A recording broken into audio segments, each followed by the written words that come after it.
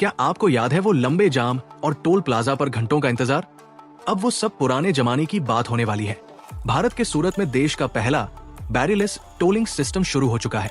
इसका मतलब है कि अब आपकी गाड़ी 120 की स्पीड पर भी होगी तो बिना रुके आपका टोल टैक्स अपने आप कट जाएगा। कोई बैरियर नहीं, कोई लाइन नहीं, सिर्फ रफ्तार। आज के इस वीडियो में हम न सिर्फ इस नई तकनीक की बात करेंगे बल्कि उस इतिहास को भी खंगालेंगे जहां से इस टोल टैक्स की शुरुआत हुई थी। हैरानी की बात यह है कि टोल टैक्स कोई आज की देन नहीं है। इसका इतिहास सदियों पुराना है। प्राचीन काल में राजा महाराजा अपने राज्य की सीमाओं और व्यापारिक रास्तों की सुरक्षा के लिए व्यापारियों से शुल्क लिया करते थे, जिसे आज हम टोल टैक्स कहते हैं।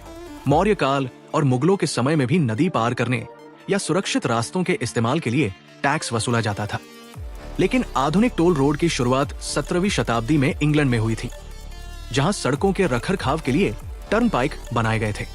आज 2026 में भारत उसी सिस्टम को डिजिटल क्रांति में बदल रहा है। सूरत का ये नया सिस्टम सैटेलाइट और हाईटेक कैमरों पर आधारित है। अब सड़क पर कोई फिजिकल बैरियर नहीं होगा, बस आपकी गाड़ी के गुजरते ही रियल टाइम में पैसा कट जाएगा। इससे न सिर्फ ईंधन बचेगा बल्कि प्रदूषण में भी कमी आएगी। सोचिए, जहां कभी राजा घोड़े हाथियों के काफिलों से टैक्स लेते थे, आज वहां सैटेलाइट की मदद से आपकी जेब से पैसा कट रहा है। लेकिन क्या आपको लगता है कि सड़कों पर इतने टैक्स के बाद भी हमें वैसी सुविधाएं मिल रही हैं? क्या ये नया सिस्टम पूरे भारत में जल्द से जल्द आना चाहिए या इससे प्राइवेसी का खतरा है? अपनी राय कमेंट में जरूर बताएं।